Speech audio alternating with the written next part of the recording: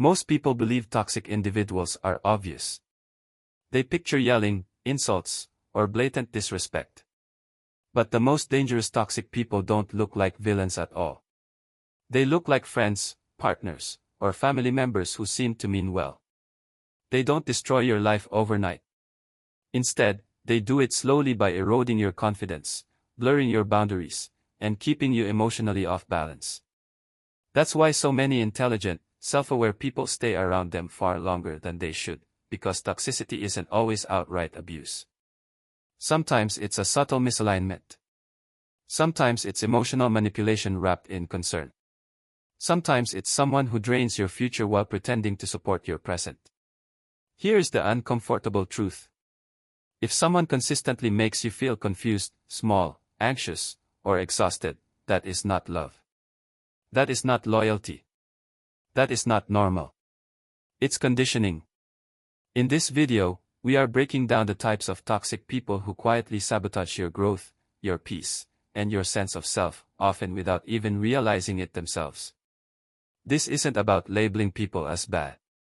It's about recognizing patterns, because once you can name the pattern, you can stop participating in it. And the moment you stop giving toxic people access to your energy, your life starts to change fast. Let's begin. Before we dive in, I want to share something personal.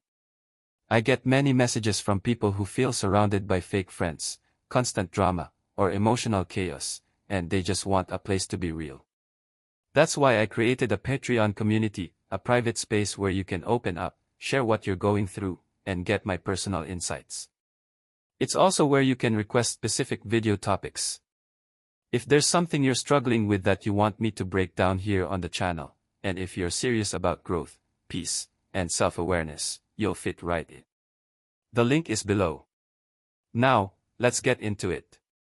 Here are things fake people always say and the hidden truth behind each one. First, the insecure projector. The insecure projector is one of the most dangerous types of toxic people, not because they are powerful, but because they are deeply afraid. This person doesn't attack you openly. Instead, they reflect themselves onto you. Everything they secretly dislike about who they are, they accuse you of being. Their jealousy becomes your arrogance. Their dishonesty becomes your untrustworthiness. Their lack of discipline becomes your laziness. Their fear of being exposed becomes your bad intentions. Psychologically, this is called projection, a defense mechanism where the mind offloads unbearable traits onto someone else to avoid confronting them internally. But when you're on the receiving end, it doesn't feel theoretical. It feels confusing, disorienting, and undermining. Over time, it can quietly dismantle your sense of self. How projection actually works: the insecure projector lives in constant inner conflict. They feel inferior but want to appear superior, uncertain but crave control, inadequate but desperate for validation. Instead of resolving this tension internally, they externalize it. They scan their environment for someone who is growing, confident, emotionally stable, or simply mirrors a version of who they wish they were. Then, unconsciously, they assign their inner flaws to that person. You become the container for everything they refuse to face. This is why projection often targets emotionally intelligent, capable, or self-aware people. Your clarity threatens their denial. What it feels like to be around them. At first, the insecure projector doesn't seem toxic. They may even appear insightful, honest, direct, or concerned for your well-being. But slowly, something feels off. They question your motives when you haven't done anything wrong. They accuse you of emotions you're not feeling. They react defensively to neutral behavior. They interpret your boundaries as attacks. You start hearing things like, "You think you're better than everyone," or "You're trying to manipulate people," or "You're selfish, you're fake, you can't be trusted." What makes this especially damaging is that they say it with certainty. And if you're introspective, empathetic, or self-reflective, you might pause and think, "Wait, am I?" That moment of self-doubt is where the damage begins. Why they target you specifically: insecure projectors don't project onto everyone. They choose people who have strong inner direction, aren't desperate for approval, set boundaries, or are quietly becoming more confident. Your stability exposes their instability. Your progress highlights their stagnation. Your calm makes their chaos visible. So instead of evolving, they attempt to reframe reality by redefining you as the problem. If they can convince themselves and others that you're flawed, dangerous, or arrogant, they don't have to change. The slow psychological erosion, the real harm of the insecure projector is not the accusations themselves, it's the internalization. Over time, you may over-explain yourself, walk on eggshells, second-guess your intentions, shrink your personality, soften your boundaries, and feel guilty for things you didn't do. You start managing their emotions at the cost of your own clarity. And the more you defend yourself, the more power they gain, because projection feeds on engagement. They don't want truth, they want relief from their inner discomfort. Why confrontation rarely works: trying to reason with an insecure projector is like arguing with someone's shadow. They are not responding to you, they are responding to themselves. If you calmly explain your intentions, they hear manipulation. If you assert boundaries, they hear control. If you disengage, they accuse you of avoidance or guilt. No amount of evidence will convince someone who is defending their ego rather than seeking truth. This is why many people feel exhausted after interacting with insecure projectors. They're fighting a battle that was never about facts. The Stoic insight: the Stoics understood this centuries ago. Epictetus taught that people are disturbed not by events, but by their judgments about events. The insecure projector lives trapped inside distorted judgments about themselves, and therefore about you.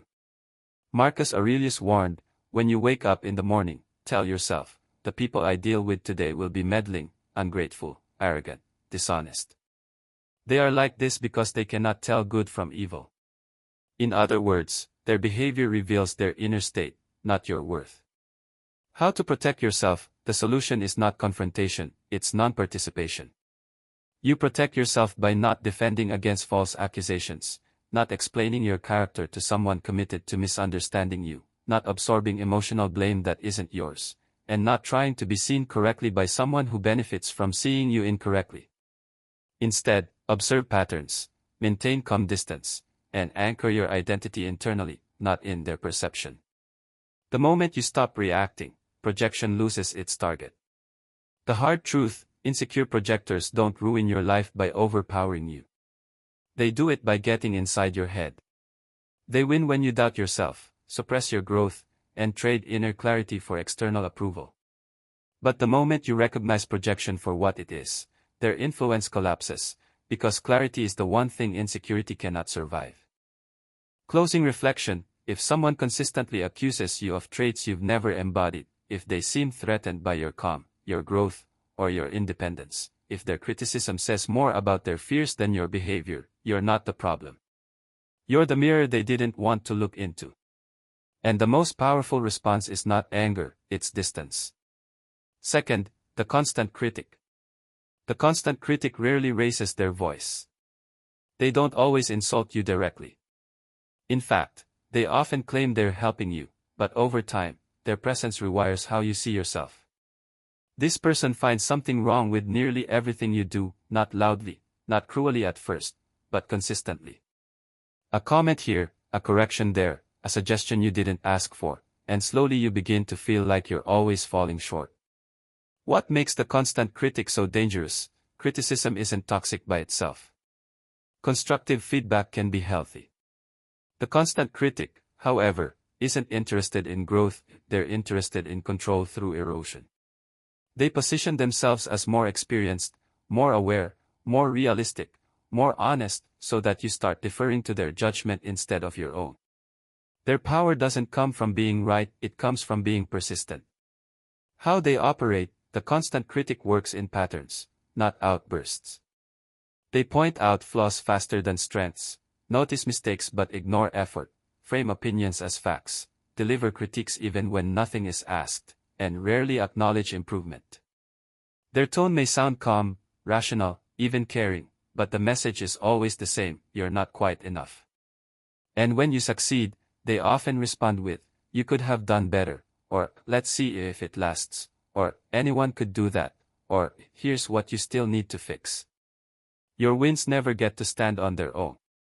Why they do it at the core, the constant critic is uncomfortable with equality. Your confidence threatens their sense of relevance. By keeping you in a state of self-doubt, they maintain psychological leverage. Sometimes this comes from deep insecurity, perfectionism projected outward, fear of being outgrown, a need to feel superior, or learned behavior from critical environments. They may not consciously intend to harm you, but intent doesn't reduce impact. What it feels like to be around them, being around a constant critic creates a low-level anxiety that's hard to name. You might notice that you rehearse conversations in advance, over-prepare to avoid mistakes, apologize unnecessarily, hesitate before sharing ideas, and feel tense around them. Even when things are fine, you begin to filter yourself, not because you're weak, but because your nervous system has learned that expression equals evaluation. The internal damage, the most serious harm happens inside you. Over time, their voice becomes internalized. You start critiquing yourself before others can, dismissing your achievements, expecting disapproval, raising your standards to punishing levels, and feeling uneasy when things go well. This is how confidence erodes without obvious abuse. You don't feel attacked, you feel insufficient.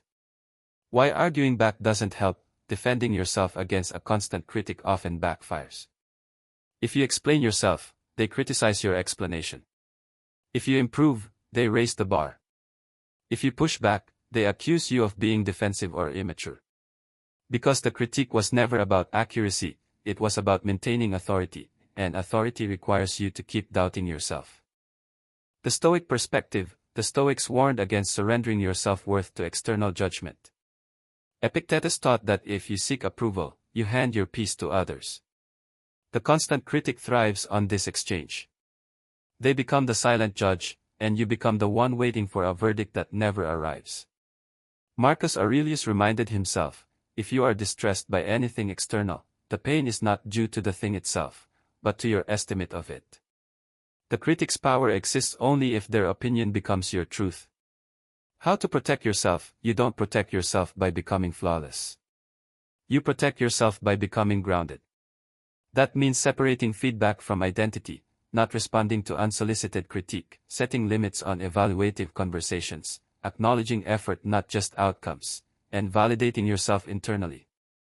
Sometimes protection also means distance, because constant criticism is not mentorship, it's a slow withdrawal of emotional safety. The line you should never cross, the moment criticism outnumbers encouragement, makes you feel smaller not stronger, creates fear instead of clarity, and feels chronic rather than situational, it stops being helpful. When someone repeatedly reduces you to what you lack, they are not invested in your growth, they are invested in your insecurity. Closing reflection, a healthy relationship challenges you and supports you. The constant critic only challenges. They point, evaluate, correct, but never truly stand beside you. If someone's presence makes you doubt your worth more than your actions ever did, that's not honesty, that's toxicity in a quiet voice. And you are allowed to step away. Third, the fair-weather friend. The fair-weather friend doesn't betray you loudly. They don't insult you. They don't create drama. They simply vanish when you need them most. At first, they seem easygoing, fun, supportive, even loyal. They show up when life is light, when things are going well, when there's something to enjoy, gain, or celebrate. But the moment life becomes heavy, the moment you struggle, the moment you need consistency instead of entertainment, they disappear. And that absence leaves a deeper wound than open conflict ever could. Why fair-weather friends are so dangerous? Human beings are wired for attachment. We don't just bond through happiness, we bond through shared difficulty. The fair-weather friend breaks this bond without explanation. They train your nervous system to associate vulnerability with abandonment. You stop reaching out, you stop sharing honestly, you stop expecting support, and eventually you stop trusting connection itself. That's the real damage. How they show up in your life, the fair-weather friend is present when you're successful, confident, entertaining, emotionally regulated, or useful. They laugh with you, they hype you up, they call often. But when you experience stress, loss, burnout, uncertainty, or emotional depth, their availability collapses. Messages go unanswered, plans fall apart, excuses multiply, not because they're busy, but because they're uncomfortable. The psychology behind the behavior: fair-weather friends are not always malicious. Many are emotionally underdeveloped. They avoid discomfort, fear emotional responsibility, struggle with empathy under pressure, and prioritize their own regulation over connection. They want friendship without emotional cost, enjoyment without obligation, connection without commitment. But real friendship demands presence, not just during peaks, but during valleys. The subtle gaslighting: one of the most painful aspects of a fair-weather friend is the confusion they create. When you finally notice the pattern, you may hear, "I didn't know you needed me," or "You never said anything," or "I've just been busy," or "You're asking for too much." They frame your need for consistency as unreasonable. You begin to wonder if you're being needy, when in reality, you're responding to asymmetry. They take emotional access when it suits them, but disappear when you ask for reciprocity. Why you stay longer than you should: fair-weather friendships often last far longer than openly toxic ones. Why? Because there are good memories. Because there are laughs. Because it feels wrong to cut someone off who isn't actively cruel. You hold on to the idea of who they are, not the pattern of who they consistently show themselves to be, and hope becomes the glue. The long-term emotional cost: over time, fair-weather friendships condition you to self-abandon. You start minimizing your struggles, sharing only positive updates, carrying pain alone, becoming the strong one, believing your emotions are burdens. You don't want to risk being left again, so you perform strength instead of asking for support. This is how loneliness grows, even in company. Why confrontation rarely changes them: when confronted, fair-weather friends often react defensively. They may downplay your feelings, accuse you of being dramatic, promise to do better, temporarily return only when things improve, but without emotional capacity, behavior doesn't sustain. Consistency requires discomfort tolerance, and that's exactly what they lack.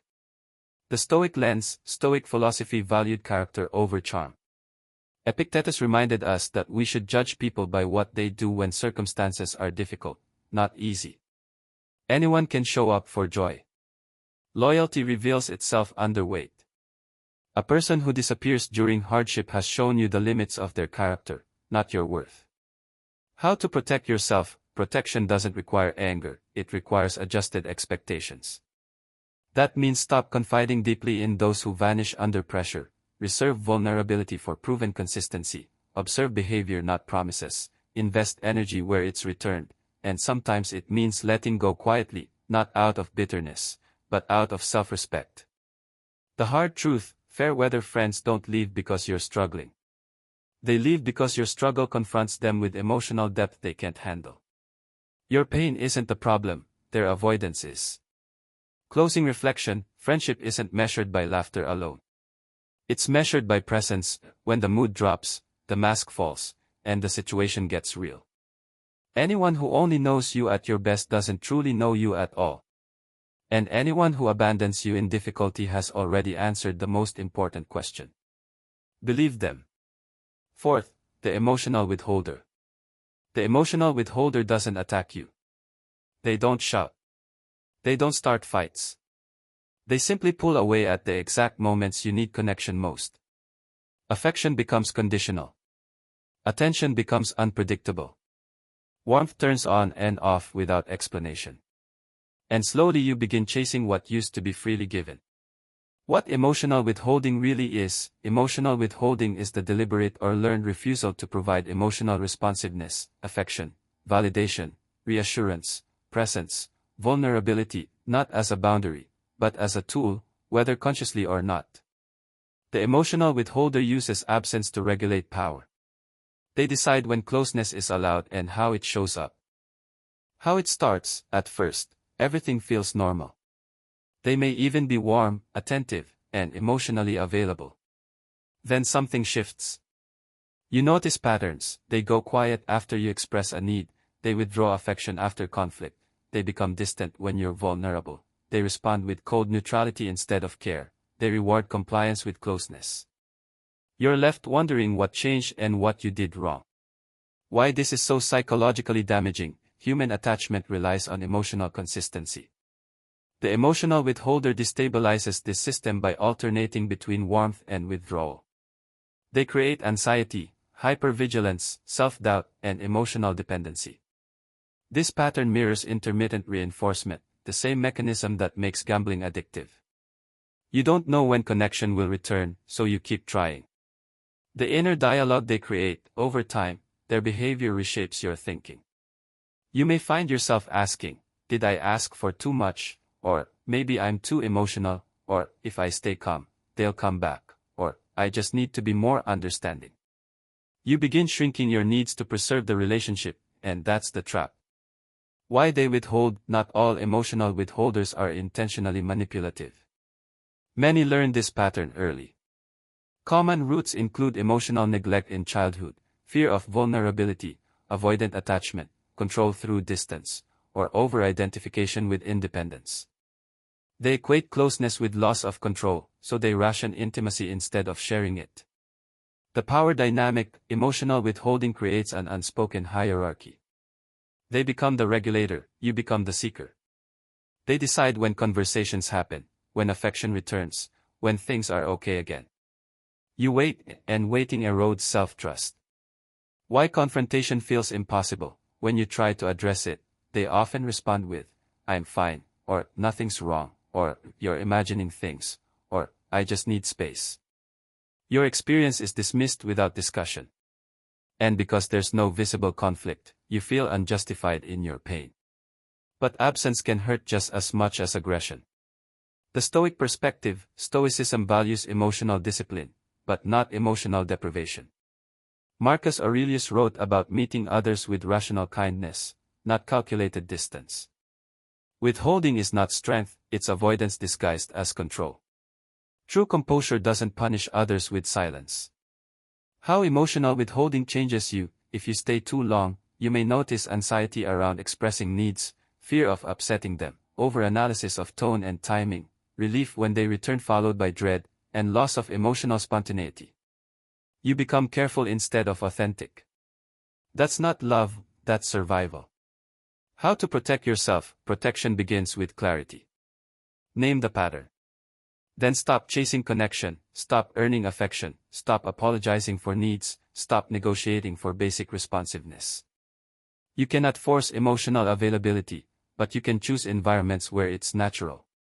The hard truth, someone who withholds connection to maintain control is not emotionally safe, no matter how calm they appear. Consistency is not a luxury, it's the foundation of secure relationships. Closing reflection, love doesn't require guessing. Care doesn't disappear when things get uncomfortable. Anyone who teaches you to suppress your emotional truth to stay connected is not offering connection at all. They are offering access on their terms, and you are allowed to want more. Fifth, the passive-aggressive person. The passive-aggressive person doesn't confront you. They punish you quietly. There are no clear accusations, no open fights, no direct statements you can respond to. Instead, there's sarcasm, delay, withholding, jokes, silence that feels heavier than words. And because nothing is said outright, you're left carrying the confusion alone. What passive aggression really is? Passive aggression is hostility disguised as harmlessness. It's anger that refuses to speak directly but still wants to be felt.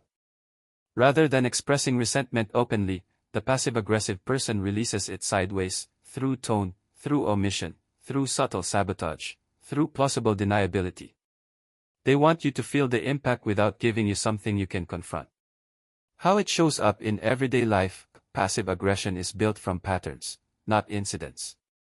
You may notice backhanded compliments, I was just joking, comments that sting, chronic lateness when it matters to you, deliberate forgetfulness, cold politeness after disagreement, help offered but done poorly, or silent treatment framed as needing space.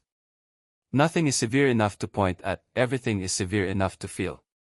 Why it's so psychologically damaging? The danger of passive aggression isn't the behavior, it's the ambiguity. You can't name it cleanly. If you react, you risk looking oversensitive, paranoid, or dramatic. So you start doubting yourself. This creates a state of constant internal questioning. Was that intentional? Am I imagining this? Should I say something? That uncertainty drains mental energy faster than open conflict ever could. The inner world of the passive-aggressive people struggle with direct expression of anger. Common roots include fear of confrontation, learned helplessness, punishment for expressing anger early in life, desire to maintain moral superiority, or resentment paired with dependency. They want to express anger without risking rejection or accountability, so they leak it. The power play, passive aggression, is a control strategy. They get to hurt you, deny intention, and avoid responsibility. If you confront them, they say, "You're reading into it," or "That wasn't my intention," or "You're too sensitive." Now you become the problem. They maintain innocence while you carry the emotional burden. What it feels like to be around them. Over time, you may notice a constant edge in conversations, anxiety about saying the wrong thing, mental replay of interactions, and growing resentment. You can't express emotional exhaustion without clarity. You start monitoring their moods instead of enjoying connection. Your nervous system stays alert, waiting for the next subtle strike. Why directness feels unsafe to them. Direct communication requires vulnerability, accountability, and emotional risk. The passive-aggressive person avoids all three. They fear that direct expression will expose their anger, their dependency, their insecurity. So they hide behind politeness while quietly punishing you. The Stoic perspective. The Stoics valued clarity and directness. Marcus Aurelius warned against people who speak one way and act another. Passive aggression violates inner integrity. It creates inner chaos and exports it outward. A calm exterior paired with hidden hostility is not virtue, it's avoidance. Why you get stuck in the cycle? You stay because you want harmony.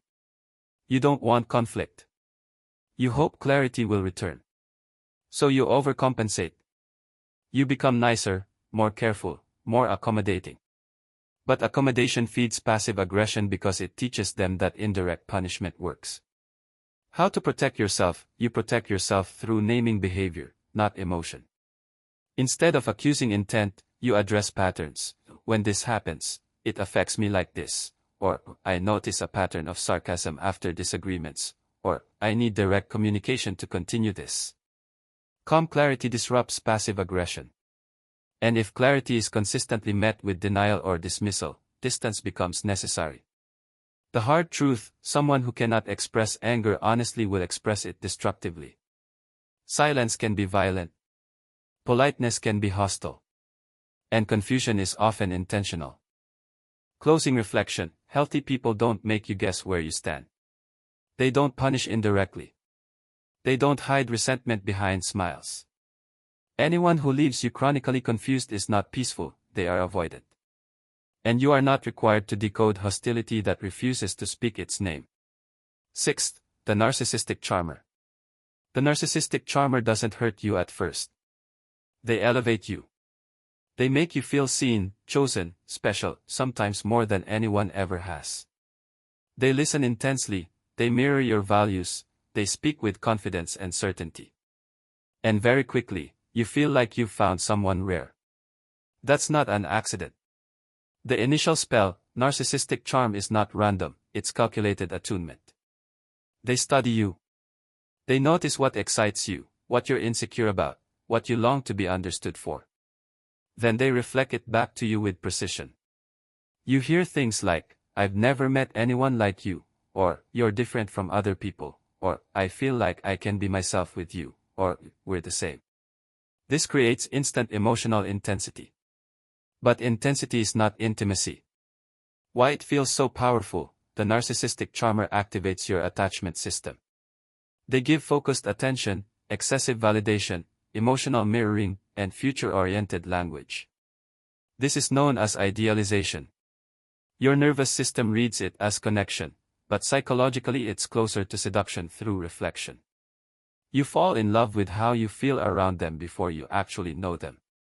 The shift you don't see coming: at some point, the warmth fades, not suddenly, but strategically. Affection becomes inconsistent. Validation becomes conditional. Attention must now be earned. This is where devaluation begins. Small criticisms slip in, boundaries are tested, your needs are minimized. But because of the earlier intensity, you interpret this shift as your fault. You try harder. The control mechanism, the narcissistic charmer maintains dominance through contrast. They alternate between praise and withdrawal, intimacy and distance, approval and disapproval. This keeps you emotionally off balance. You begin chasing the version of them that existed at the beginning, and that version becomes the hook. Why they need control? At their core, narcissistic charmers are deeply fragile. They require admiration, validation, and emotional supply. Your attention regulates their self-worth. But true reciprocity feels threatening because it would require vulnerability. So instead, they position themselves above you. How they rewrite reality: when you express discomfort, they respond with, "You're too sensitive," or "You're imagining things," or "I've done so much for you," or "No one else would treat you this well." They gaslight gently, then confidently. You begin doubting your perception. That doubt becomes dependence. Why you stay? You stay because the beginning felt real. The connection felt profound. You believe the good version will return. Hope becomes your anchor. But the truth is painful. The beginning wasn't the real relationship, it was the recruitment phase. The Stoic insight: Stoicism warns against being ruled by externals, especially admiration and praise. Epictetus taught that people who crave applause are enslaved by it. The narcissistic charmer feeds on admiration but cannot offer inner stability. They want worship, not partnership. The long-term damage: over time, you may notice loss of self-confidence, hypervigilance around their moods, anxiety about saying the wrong thing, emotional exhaustion, and a shrinking sense of identity. You feel less like yourself and more like a reflection of them. How to protect yourself? Protection requires slowing down. Charm works in speed. You protect yourself by observing consistency over time, watching how they treat boundaries, not confusing intensity with depth, and not surrendering self-worth for approval. If admiration flows one way, something is wrong. The hard truth: the narcissistic charmer doesn't fall in love with you, they fall in love with how you make them feel about themselves. And when you stop supplying that feeling, they look elsewhere. Closing reflection: real connection doesn't destabilize you. It doesn't make you smaller. It doesn't require performance. Anyone who dazzles you while quietly draining your identity is not love, they are consumption. And walking away is not failure, it's freedom. 7th, the jealous friend. The jealous friend doesn't hate you openly. They stay close. They smile. They listen. But beneath the surface, your success unsettles them.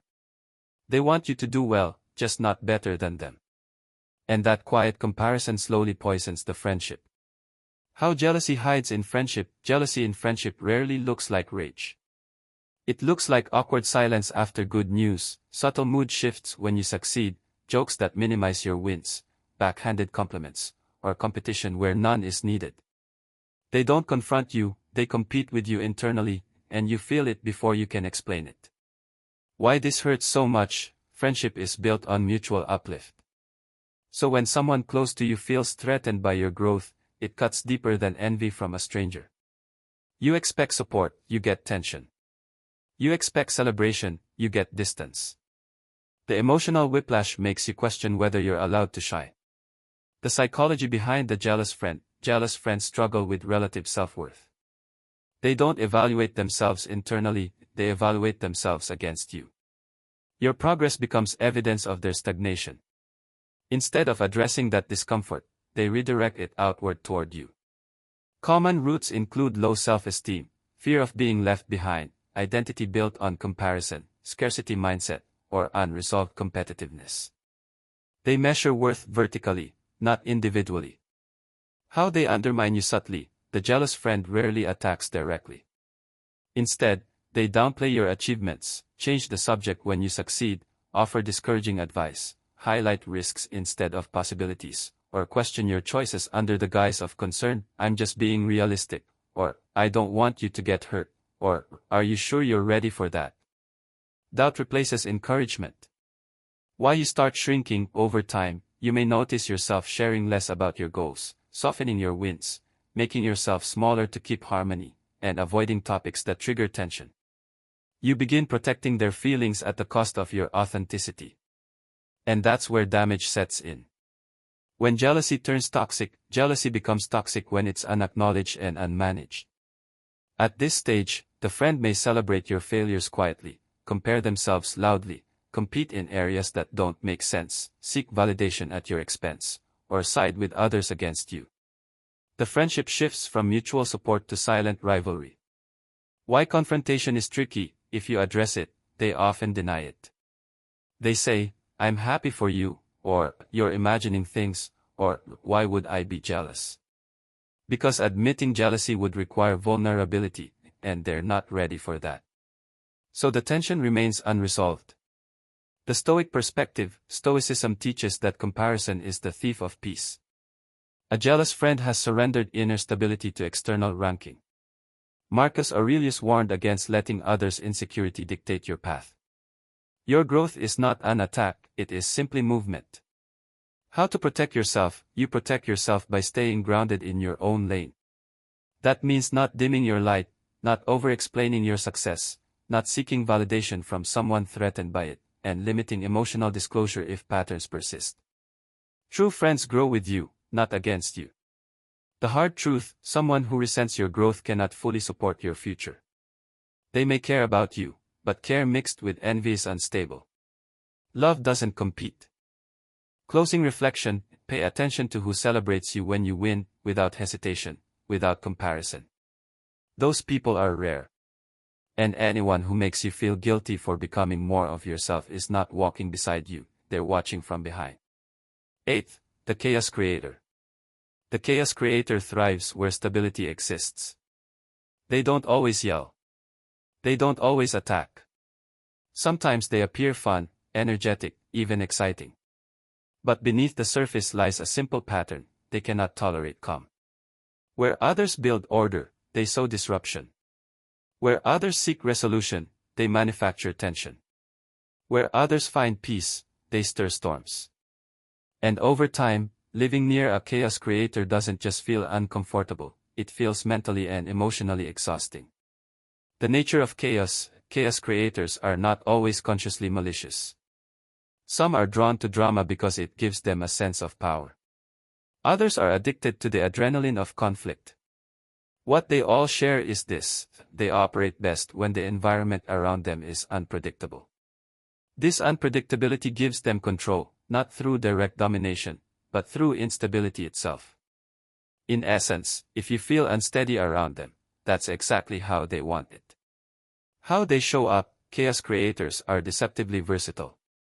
Some behaviors you might notice include creating conflicts between others, then standing back to watch, spreading rumors or half-truths, interrupting calm or productive moments with drama, refusing to resolve small issues and letting tension fester, shifting moods erratically to keep others on edge, or exaggerating minor problems into crisis. Notice the pattern: their chaos is strategic, not random. It always serves to keep attention, control, or emotional power in their favor.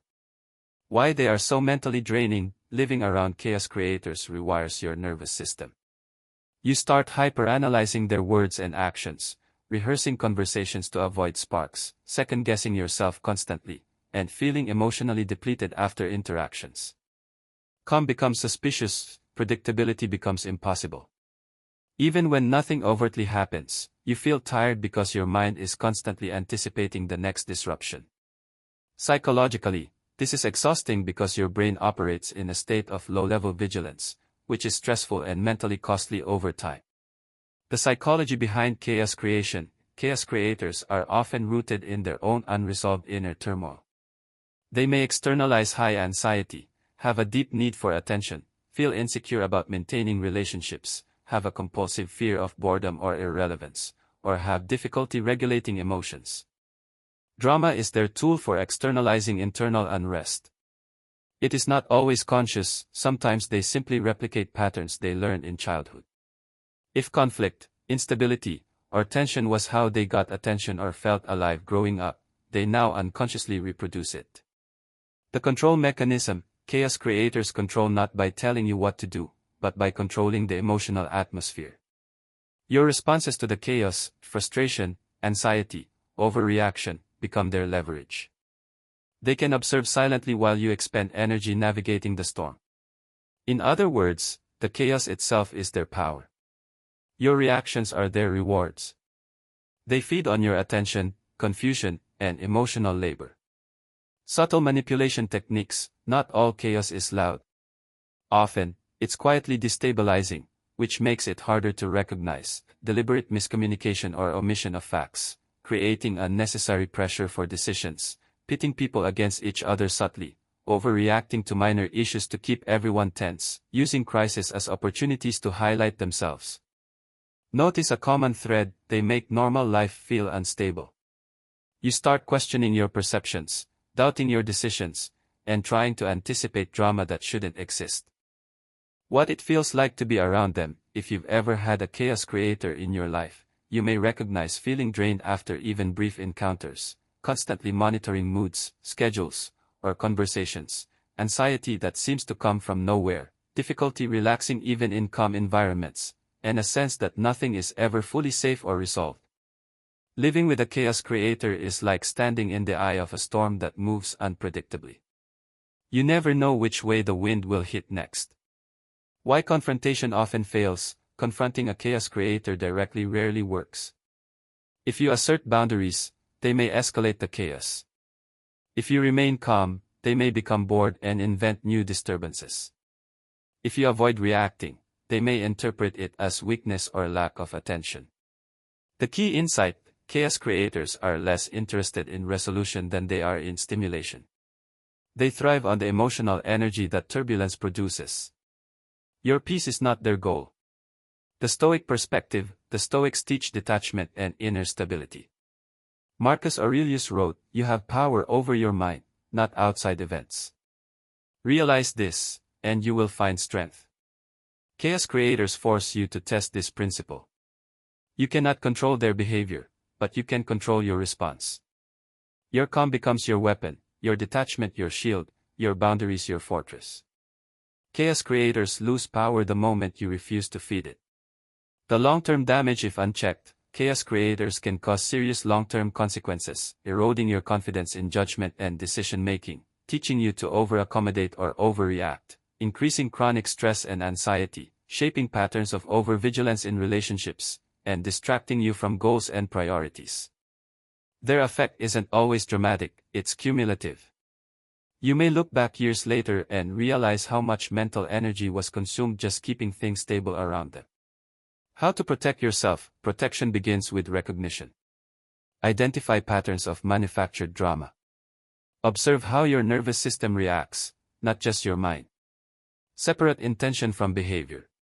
Realize that chaos often says more about them than you. Reduce engagement with needless disruptions. Set firm boundaries around attention, energy, and emotional labor. Sometimes protection requires distance, not out of anger, but to preserve your internal equilibrium. The hard truth: chaos creators don't need to be openly malicious to be toxic. They don't need to insult, manipulate, or attack directly. They just need access to your attention, energy, and emotional stability. And over time, that access quietly erodes your inner peace, confidence, and focus. Closing reflection: you can't change a chaos creator, but you can choose your response. Calmness disarms them.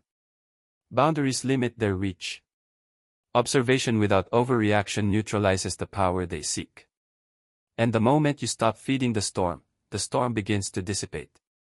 Peace is not given by the world, it's claimed by those who refuse to participate in chaos. Ninth, the chronic victim. The chronic victim doesn't need to hurt you directly. They only need to draw you into their suffering. Everything in their life is someone else's fault. Every setback is an injustice. Every frustration is proof that the world is out to get them. And if you are compassionate, empathetic, or caring, you become a willing audience, absorbing the weight of their endless complaints. The core of victimhood: the chronic victim is not just pessimistic. They live in a persistent mindset of helplessness. They do not see obstacles as challenges to overcome, they see them as proof that they are powerless. They externalize responsibility. My boss is unfair. My partner doesn't appreciate me. Life always does this to me. They rarely ask, what can I do? Instead, they ask, who is to blame? This keeps them stuck in pain, and it keeps you emotionally invested. How they drain energy. The chronic victim's behavior often seems innocent or even relatable. They may constantly complain about hardships, seek validation for their struggles, recount stories of misfortune repeatedly, refuse to see solutions, or react with frustration when you offer help or advice. At first, it may feel like empathy or support. But over time, it becomes a drain on your energy and optimism. You start feeling guilty for having a better day, hesitating to celebrate your own wins, questioning your boundaries around helping, and absorbing negativity you didn't create. The psychology behind it. Many chronic victims are rooted in learned helplessness. Learned helplessness happens when someone repeatedly experiences situations where their actions appear ineffective. Over time, they stop trying and adopt a permanent stance of, the world is against me.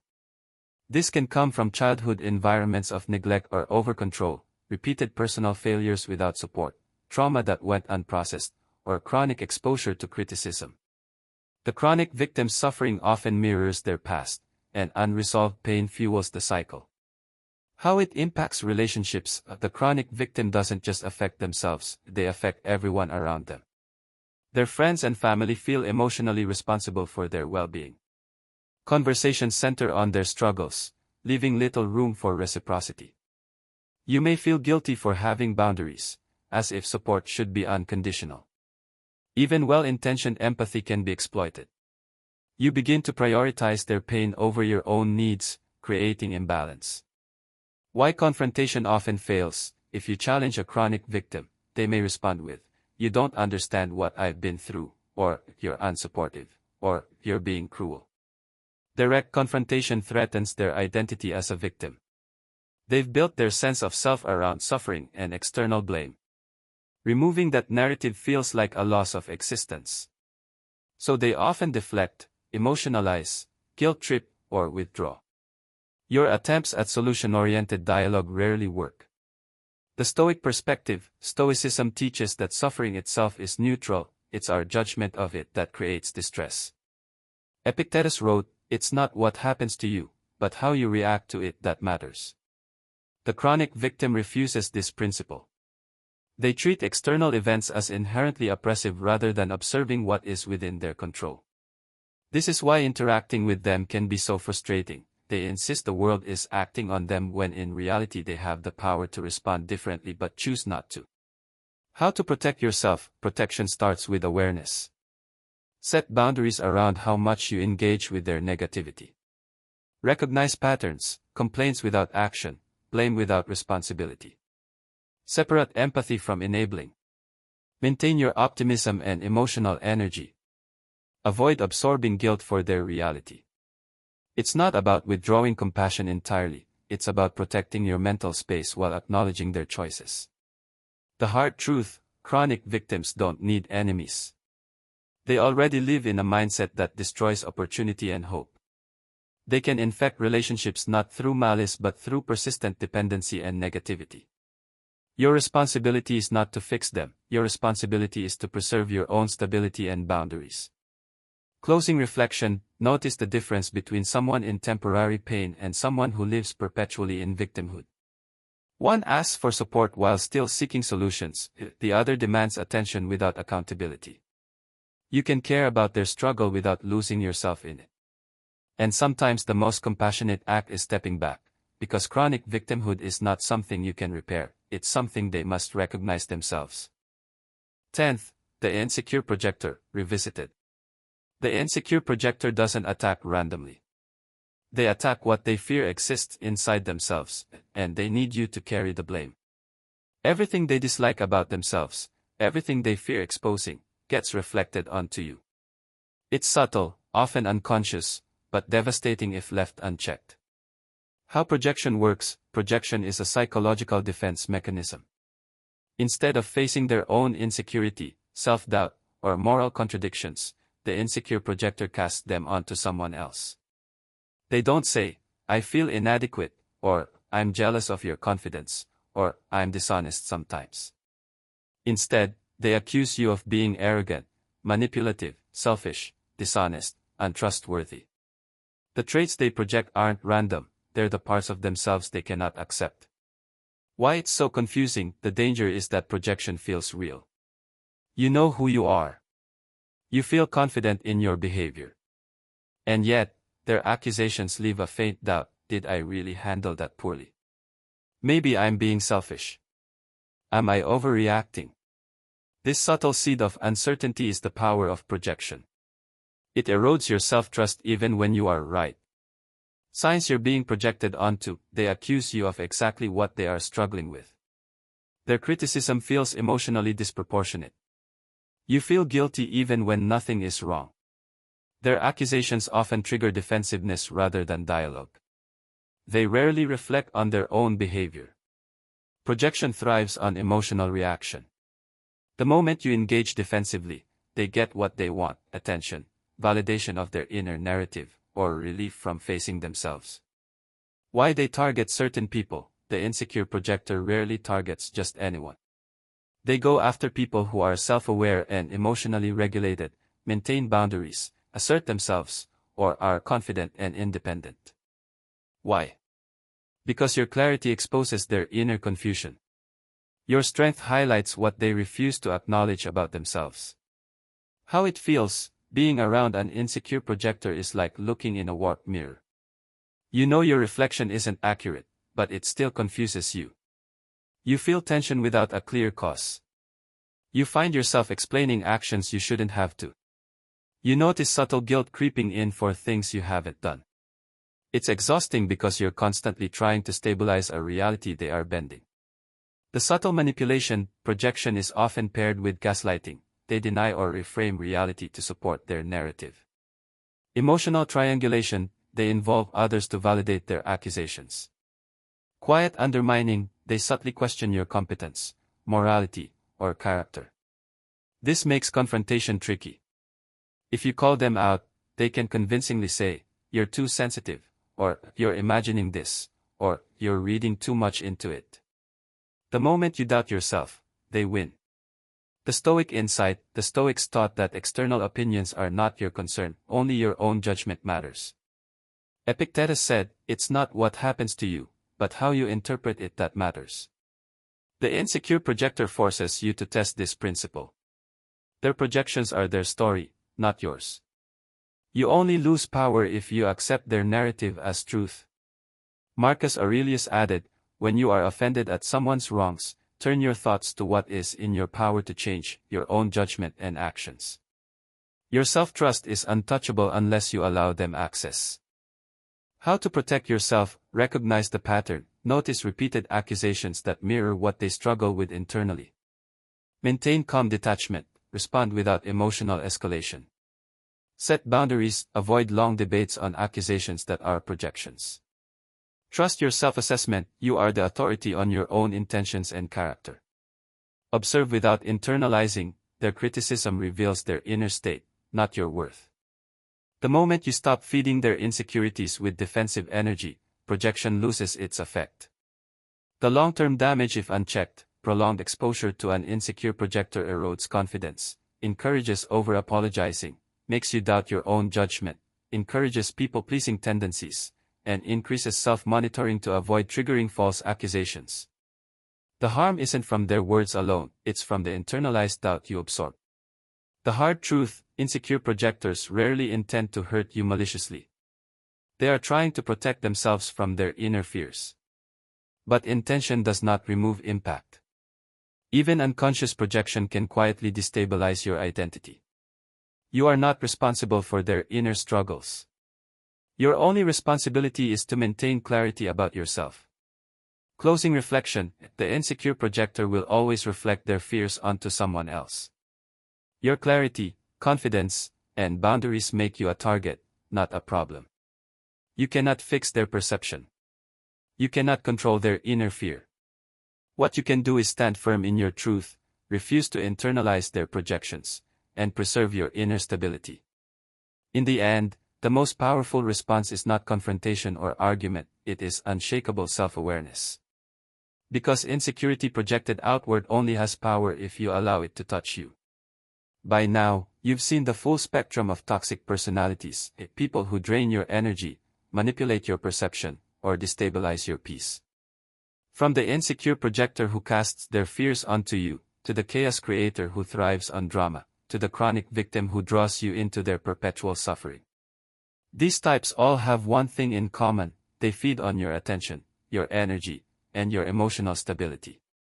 The Stoics remind us that our peace is our own responsibility. External chaos, criticism, or manipulation only has power if we allow it to. Marcus Aurelius wrote, "You have power over your mind, not outside events." Realize this, and you will find strength. This means you don't need to fight, explain, or exhaust yourself trying to change them. Your responsibility is clarity, boundaries, and self-trust. Observe behavior, not intentions. Protect your energy even from subtle toxicity. Separate empathy from enabling. Refuse to absorb blame that isn't yours. Surround yourself with people who grow with you, not against you. The truth is simple: not everyone deserves access to your mind, your time, or your heart. Some will attempt to drain it, silently or loudly. But your inner peace is untouchable unless you surrender it. So take this knowledge as armor. Recognize toxic patterns before they take root. Strengthen your boundaries. And walk your life with clarity and calm, leaving those who cannot respect you behind. Because the most powerful response to toxic people isn't confrontation or revenge. It's living well, staying grounded, and refusing to let their toxicity touch you. Your life, your peace, and your energy are too valuable to be given away. Protect them wisely. What was the most eye-opening type for you? Let me know in the comments. I read every single one. And if this video helped you see something more clearly, share it with someone who might need to hear it. Sometimes the best way to protect your peace is to recognize the patterns, and sharing this knowledge can help others do the same. Your insight could be exactly what someone needs to see their situation in a new light.